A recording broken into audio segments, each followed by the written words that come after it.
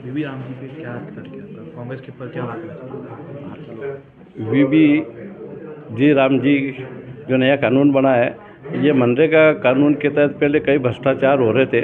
उस भ्रष्टाचार को रोकने के लिए हमारे लोकप्रिय प्रधानमंत्री नरेंद्र मोदी जी ये नया कानून लेके आए और निश्चित रूप से इस कानून के द्वारा ग्रामीण जन की आवश्यकता के अनुसार काम होंगे।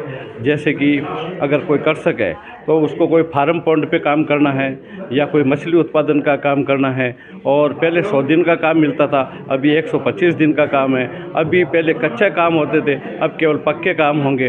पहले 15 साल से जो पहले खुदाई तालाब की हो रखी थी, उसी तालाब की खुदाई का नाप बराबर दिया जा रहा था, और या फिर उन तालाबों के नाम बदल बदल के मिसटोल जारी हो रहे थे। इस प्रकार का ये भ्रष्टाचार था, और काम जस का तस था। जो 17-18 साल पहले जो काम थे वो का वही काम है, 1% काम नहीं हो रहा था और फर्जी पेमेंट उठ रहा था। तो अब वो सब बंद होकर पक्के निर्माण होंगे तो स्वाभाविक रूप से गाँवों की प्रगति होगी, और 125 दिन का रोजगार भी मिल रहा है। कांग्रेस ने ग्रामीण से जाकर के ये बात कही है कि सरकार ने नाम बदल दिया तो आपका बकाया जो पेमेंट है वो भी नहीं होगा, आपके जो कार्य हैं वो भी दिल्ली से होंगे। इस पर आपका क्या कहना है?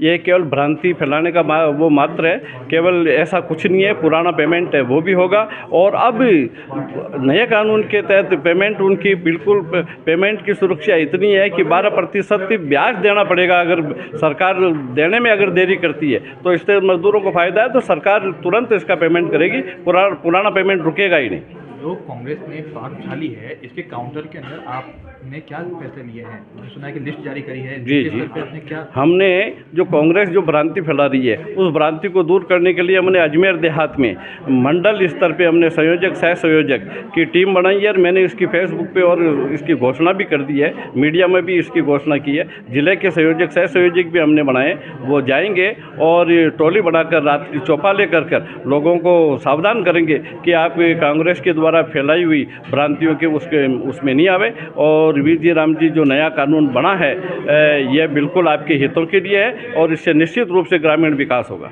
धन्यवाद।